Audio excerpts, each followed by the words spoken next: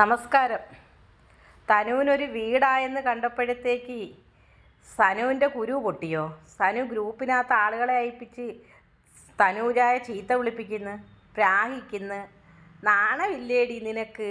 അവളെ വിറ്റ് തിന്നാൻ ഇനിയെങ്കിലും. അയ്യേ, നിനക്ക് സെമീറ പൈസ തരുമായിരിക്കും, സെമീറായും വൈകയും.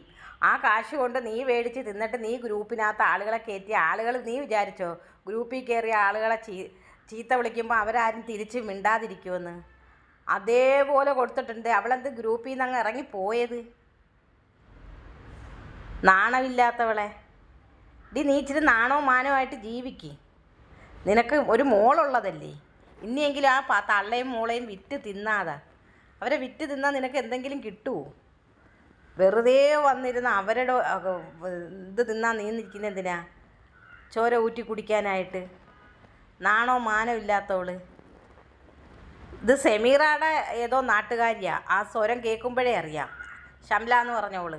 അവളെ നല്ല വൃത്തിയായിട്ട് പെരുമാറി തന്നെ വിട്ടത്. അവളങ്ങ് ഇറങ്ങിപ്പോയി. അവൾക്ക് മനസ്സിലായി ഇനി അവൾ അതിനകത്ത് കളിച്ചാൽ അതിനുള്ള മറുപടി നല്ല വൃത്തിയായിട്ട് കൊടുക്കുമെന്ന് അറിയാമായിരുന്നു.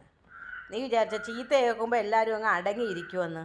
എടി സനു, ഇവള് ലോകത്തേക്ക് വെറും നിർഗിഷ്ടം പിടിച്ച ഒരുത്തി എന്ന് പറഞ്ഞാൽ ഇവള് വിചാരിക്കുന്ന ഇവള് ലോകസുന്ദരിയാന്നാ. നിന്നെ കണ്ടാലും പറയും ലോകസുന്ദരിയാന്ന്. കേട്ടാടി, ഞാൻ ഇവിടെ പറഞ്ഞ് നിർത്തും.